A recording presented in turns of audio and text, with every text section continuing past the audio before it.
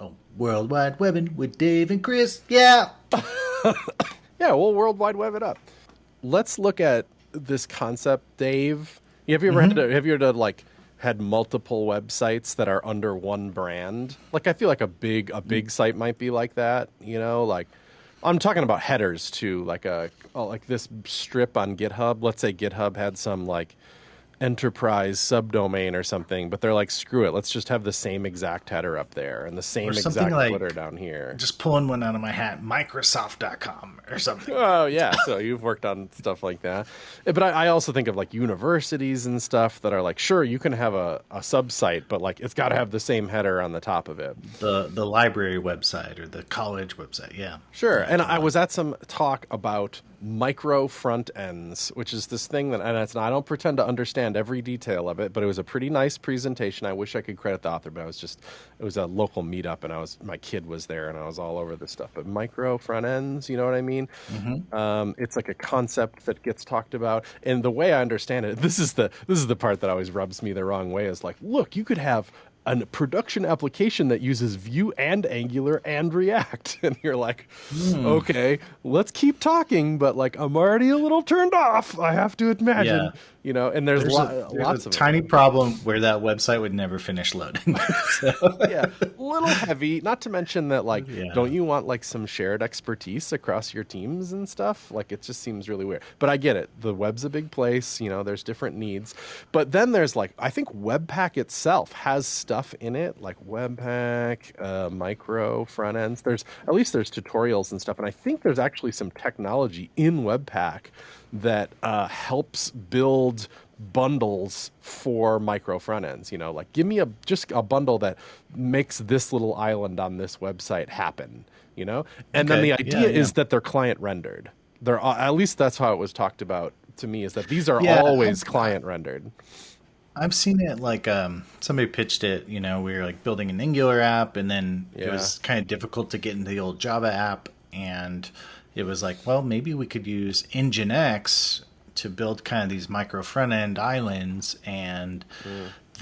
then the main app doesn't actually need to know how to get Angular in there. It just shows up. So it's interesting to think Sure. about, but And yeah. I'm saying it. I'm trying to like hedge my bets here a little bit and say that like I don't really like it. I don't like the client rendering. I don't like the thing. But like also whatever. I'm not here to just poop on the parade. What got me thinking about is this shared header and footer concept, because that was touted as a use case for micro front ends. And I was like, Yeah, yeah. let's say you were in that position that you had totally different websites, and you don't know what build process they are. They're just very different websites, but they absolutely have to share that header and footer. Well, I don't want to do it client side, because client side means that like a header that pops in client side and pushes the rest of the website down. Like that seems horrible. Not to mention it's not part of the Right. initial HTML, so it's bad for SEO, as layout jank, which can hurt your SEO too, because that's what is that, CLS, content layout shift or something. Like there's all kinds of bad. Cumulative layout shift, yeah. Yeah.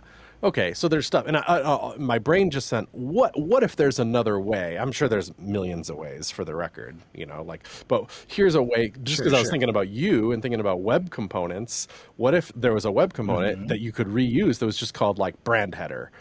And a web Perfect. component solves one of the problems in that isolated styles, because you get shadow DOM. So Hmm. I can control the styles up here and not worry about what happens on the rest of the website. So that's solving a problem right there. I think you got this Hmm. kind of protection, and if we did a footer too. So here I'm extending an HTML. I'm just going to make brand header, and I'm going to jack all my styles in, and I'm doing this on purpose without lit or without anything else, just a raw web component. So I got all my Sure, sure. styles, and I got my logo and my navigation and all that stuff, and it's just a script tag.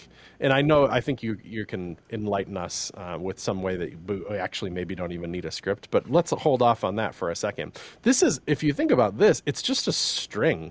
And if I could pick up this Hmm. string and put it on any website, it would render this. It Hmm. would put it right there.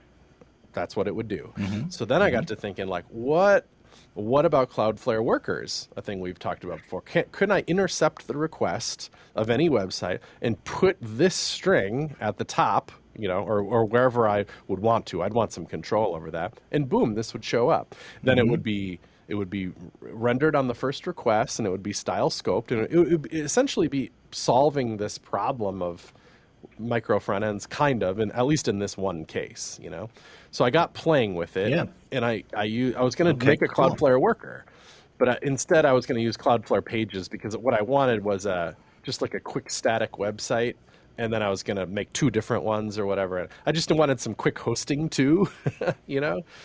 So so I Sure. made So Cloudflare Pages is kind of just like a command line it up to the cloud kind of tool, right? Yeah, it's like It's really, really similar to Netlify or anything in that vein, And it has some cool stuff that does it. I can't like compare all the intimate details of it, but it'll run your build process and stuff. Yeah, But yeah. but of course it works with workers too. In fact, the whole thing is built on workers under the hood. Oh, whoa. So that's kind of interesting to know, Cool. Yeah. But it doesn't behave with normal Cloudflare workers quite. So here's the website, right? Just here's some brand website, whatever. But I want to jack my header up at the top of it.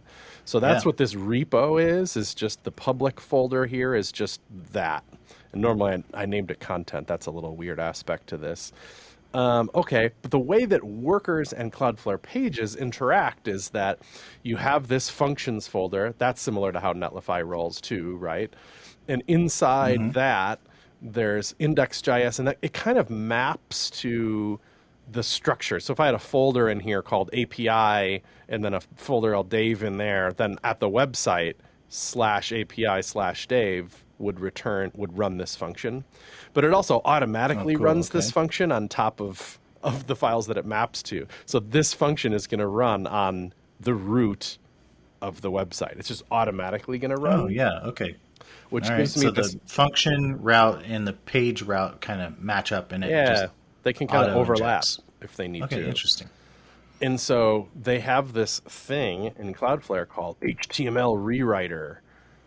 And the idea of that is that I can grab some HTML and manipulate it on the way. And this isn't like a Lambda where the HTML would load and then you'd call the Lambda and do something. This function runs before the HTML arrives. So I'm manipulating the HTML on the way. So what I'm saying is when that happens, when you match the root of our little website, go grab that content. And I had to name it something other than index. Otherwise, this fetch would be intercepted by this same function. It's like a little infinite loop thing. Yeah, yeah, And then yeah. it looks for anything with an ID of brand header, and then it transforms it, or whatever. And what happens there is I'm injecting this thing called header web component. Header web component is that string. This is just a string. So however you can get your hands on this, maybe it's on NPM and you publish it and you grab it from there, let's say, is just that same web component that I showed you that was a pen. So I happen to just chuck it in here, but it could be anywhere. Could be on your own servers or something. The point is there's some shared way to get access to basically this string. And then you run the thing and it shows up. So hold on. I guess I'm only sharing my browser window, so I might have to do something off screen, which wasn't quite my intention here, but I'm just going to do it anyways. Cloudflare offers this, Cloudflare Wrangler 2 is the one you want to be playing with. Sounds fake, but sure. Yeah, well, you got to install it, and it's a beta, Yeah. I think, so you have to do Wrangler at beta. But then they have Wrangler Pages dev, and when you spin that up, it'll not only run your pages locally, kind of like Netlify CLI thing, but it will also it'll run your functions also, So let's see. So if I'm in that directory that I just opened, give me a second, and then type in like Wrangler Pages dev. I know you're not seeing this, everyone. I'm so sorry. And then point it at the public folder. It'll open that up, and oh my God, there's the brand header, right? And if I view source, Oh, I don't see it. Oh, there it is. yeah, Wait. Hold up on. here. Go back. This red, do you not see the red? There bar? it is. Okay. I see it now. Yeah. Where brand header is, see this? It injected this script thing. But like in the actual HTML in the repo, you can kind of see that content that it pulls, it brand header is just empty. It's just an empty div right here. But by the time it gets to the browser, it's been injected with this custom element. Thus, it renders.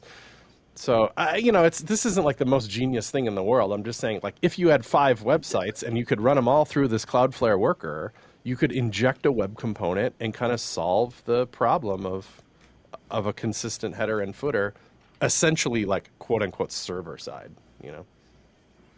Yeah, you've kind of done the micro front ends in a very, I guess, I don't know, very passive way. Like this is just happening. You didn't have to like reset up everything. It's just doing it kind of, and I like it. Yeah, it's pretty cool. I mean, there's certainly some technical Neat. overhead to running a Cloudflare worker and all that stuff. But guess where there's technical overhead?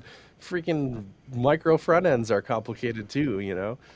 So I just kind of like Well, workers and even if you like, even if you're going to use the web component, no one has to do a build process and all this junk to get it in there. It's just using web components that you've already built. Right. Right. So that's cool too. And now you have these kind of islandy vibes. You got some island vibes and some Yeah, a little bit. I kind of like piecing deployable. together websites in that way a little bit. Yeah. So, yeah.